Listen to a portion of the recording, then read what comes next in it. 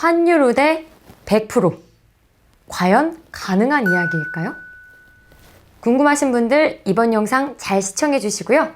저 복자와 함께 환율 우대 받으러 함께 가시죠.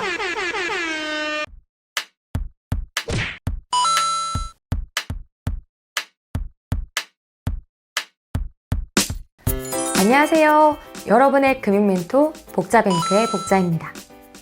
지난 시간에 이어서 이번 시간에는 실제로 여러분들의 생활에 유용한 팁을 알려드리려고 준비했어요.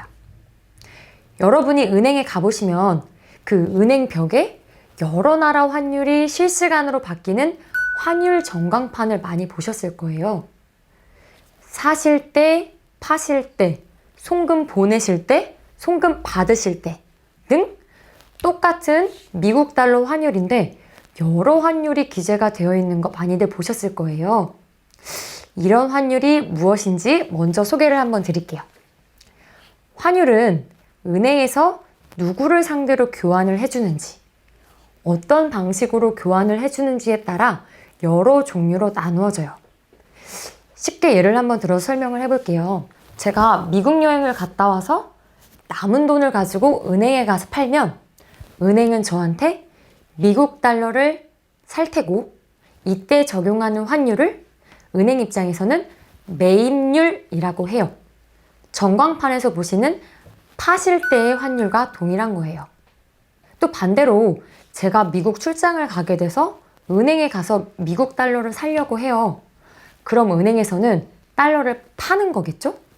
그래서 그 환율을 은행 입장에서는 매도율이라고 하고 전광판에서는 사실 때의 환율이랑 동일한 것이죠. 사실 때 환율과 파실 때 환율이 다르다는 거 눈치채신 분들 많으시죠?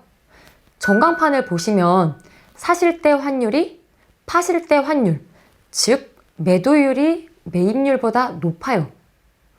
왜냐하면 은행도 외환을 매매하는 데 드는 비용을 충당하고 수익을 남기기 위해서 일정 금액을 수수료로 부과하기 때문인데요. 도매와 소매의 차이를 보면 실감하실 수 있을 거예요.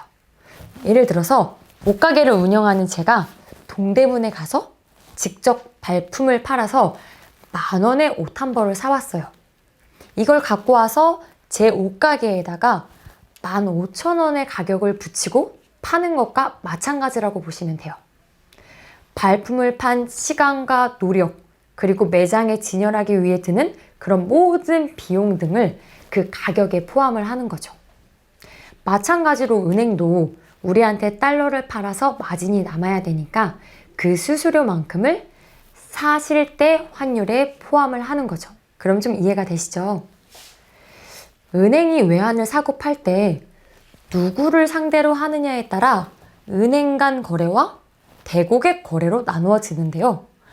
은행이 다른 은행과 거래를 할 때에는 은행 간 환율을 적용하고 개인이나 기업 등 저희와 같은 고객과 거래를 할 때에는 대고객 환율이라는 걸 적용해요. 은행 간 환율이 먼저 결정되면 이 은행 간 환율을 감안해서 자율적으로 대고객 환율을 정하고 있어요. 따라서 은행 간 환율에 따라서 대고객 환율, 즉 우리가 사고 파는 환율이 정해진다라고 보시면 돼요. 대고객 환율을 왜 이야기했냐면요. 대고객 환율은 매매 대상이 되는 외환의 종류에 따라 여러 가지로 나누어지거든요. 은행이 현찰을 사고 팔 때에는 현찰 매매율, 전신으로 자금을 주고받을 때, 즉 해외로 송금을 하거나 받을 때에는 전신환 매매율, 여행자 수표를 사고 팔 때에는 여행자 수표 매매율을 적용하게 되는데 이 모든 환율이 다 다른 이유는 앞서 말씀드린 외환을 조달해서 운용하는 비용이 다 다르기 때문에 적용하는 환율도 다른 거예요. 이 중에서 가장 높은 환율은 단연 현찰 매도율이에요. 왜냐면 은행이 외국으로부터 현찰을 사와서 그걸 또 보관을 해야 하니까 그때 드는 비용이 소요되기 때문에 여행자 수표 매도율이나 전신환 매도율보다 훨씬 높아요. 따라서 여러분이 해외여행을 하시는 분이라면 외국 돈을 현찰로 사는 것보다 여행자 수표로 사는 것이 유리할 수 있고요.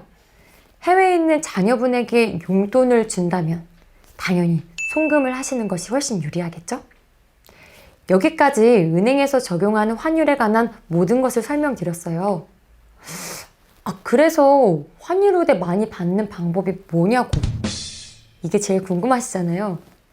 환율 우대가 뭔지 한 번만 먼저 알려드릴게요. 환율 우대 엄청 많이 듣긴 했는데 그래서 어떻게 우대를 해준다는 거야? 그 전에 하나만 더 아셔야 하는 게 있는데요. 이게 바로 매매 기준율이에요. 그 뜻을 검색해보면 매매 기준율은 전날 외국한 중개회사를 통해 거래된 미 달러와의 거래량과 거래 환율을 가중평균하여 산출한 시장 평균 환율이라고 해요. 되게 어렵죠? 간단하게 말하면 매매 기준율은 그 외국 통화의 원래 값, 아무런 수수료 등이 붙지 않은 순수한 그 외국 통화의 가격이라고 보시면 가장 간단해요. 그래서 여기다가 각종 수수료를 더해서 은행이나 고객에게 판매를 하는 것이고요. 따라서 환율 우대라는 것은 바로 앞서 말씀드린 현찰 매도율과 매매 기준율 차이를 줄여준다라는 의미예요. 쉽게 예를 들어 설명을 한번 해드릴게요. 미국 달러 매매 기준율이 1,000원이래요. 그런데 은행에서 판매하는 현찰 매도율이 1,500원이래요. 그럼 나는 달러당 500원을 더 주고 사는 거잖아요.